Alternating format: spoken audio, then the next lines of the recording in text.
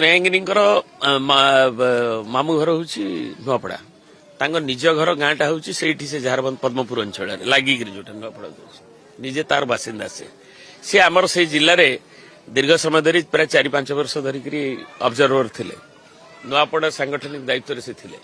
ତେଣୁ ସେ ଓତପ୍ରୋତ ଭାବରେ ସେଠିକି ଜଡ଼ିତ, ସେ ରାଜ୍ୟର କେବଳ ମନ୍ତ୍ରୀ ହିସାବରେ ନୁହେଁ, ଜଣେ ସାଂଗଠନିକ ଦାୟିତ୍ୱରେ ନୂଆପଡ଼ା ଜିଲ୍ଲାର ଦାୟିତ୍ୱରେ ଥିବା, ପ୍ରଚାର ଅଭିଯାନରେ ଥିବା ନେତ୍ରୀ ସେ, ଏବଂ ଜଣେ ମହିଳା ଯିଏକି ସାରା ରାଜ୍ୟର ମହିଳା ସଭାନେତ୍ରୀ।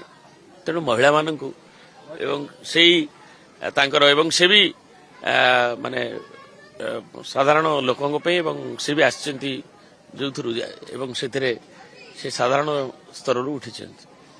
ତେଣୁ ତାଙ୍କୁ ଦିଆଯାଇଛି ଏବଂ ଏଇଟା ଗୋଟେ ନବୀନଜୀଙ୍କର ମହିଳାମାନେ ଏଥିରେ ଏବଂ ସେମାନେ ବି ତାଙ୍କର ସନ୍ତୋଷ ପ୍ରକାଶ କରୁଛନ୍ତି।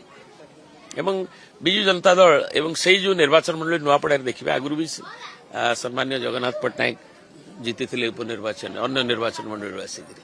ତେଣୁ ଏ ଟ୍ରେଣ୍ଡ ରହିଛି, ଭାରତ ବର୍ଷରେ ରହିଛି, ଓଡ଼ିଶାରେ ରହିଛି।